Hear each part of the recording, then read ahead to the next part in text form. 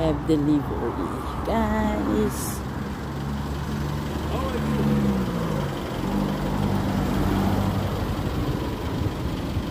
Thank you from Temu. Okay guys, mag-unboxing tayo. At ayan nga guys, from Temu. So, tingnan natin ang mga laman. Guys, mura sa Temu umorder. Kaya lang, meron kami. Dito sa South Africa, meron akong binabayarang 130 o 130 plus na tax or custom fee, something like that. So, ayan. Pero kahit na mayroon kang binayarang 100 plus, mas mura pa din yung mga nabili ko. So, ayan nga guys, binubuksan natin, tingnan natin ang mga laman niya. Pero merong, actually, second time ko na to guys, hindi ko nakuhanan ng video yung first delivery ko, siya yung first order ko. So, yan yung pangalawa na I tried na yan guys, eyelashes ang aking syempre pagpapabeauty. Ayan, so at yan naman yung ballpen na marami siyang kulay, at yan naman yung pang tali ko or pang-organize ko sa aking mga charger, kung ano man yung mga may mga earphone, yan. So, ito naman guys ay binubuksan ko pa kung ano siya, ang laman. Medyas yata, hindi, yung ano, dalawa kasi yung, yung ano yan guys, yung aking press powder siya. Dalawa siya, bali magkano bili ko dyan, 67 yata o 57 guys. And okay naman siya guys, nagamit ko na siya. Maputi siya sa mukha. So kung gusto niyo magpaputi, yan, maganda din. Maganda naman siya. Kaya lang 67. O di ba, 67 ang price niya. Double siya. Meron pa yan sa ilalim. Ganda. Oh, dalawa siya guys. Meron pa siya sa ilalim. Oh, ayun. Oh, 'di ba? Double. So, maganda yung kanyang ano, lagayan.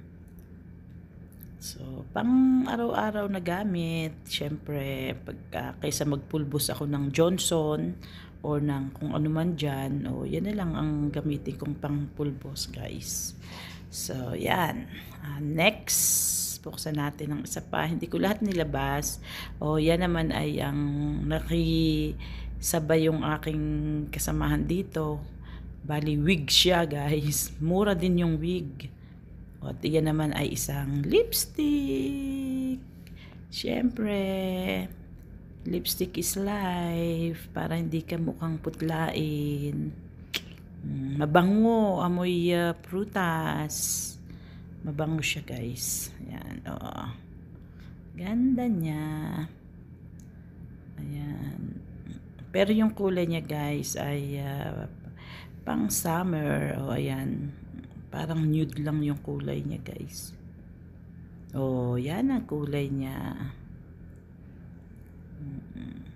Ganda siya. Pero kailangan mong ang ginagawa ko ngayon dyan guys, parang ombre, kulay bright sa ano, sa aking taas upper lips, tapos sa gitna, tsaka ako nilalagyan ng yan, yung lipstick niya. Yan naman, next is ano ba yan?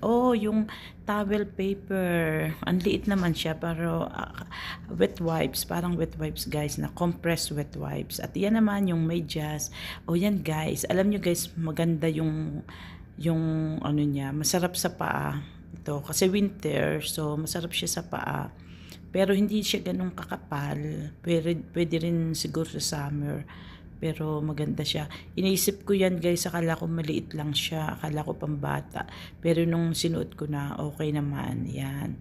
So, 6 pieces ba yan o 5 pieces? So, magkano lang yan? ay 35 yata o 17. Basta mura lang guys. Kasi lahat yan ang binayaran ko ay 300 plus lang. Tapos yung wig ng kasamahan ko ay 600. Which nabibili dito ng 2,000 yung wig niya. Pero sa Temu ay 600 lang. Anyway, tuwan-tuwa naman siya. So, yan. Next, ito ay yung aking hintayin natin kung ano siya. Eyebrow. Oh, guys, puro pampapaganda binili ko, 'di ba? Oh, eyebrow siya. Kulay dark brown.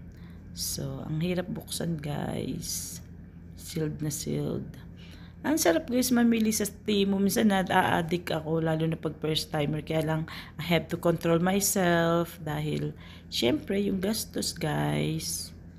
Magastos. Hindi mo namamalayan. Marami ka na palang napapamili.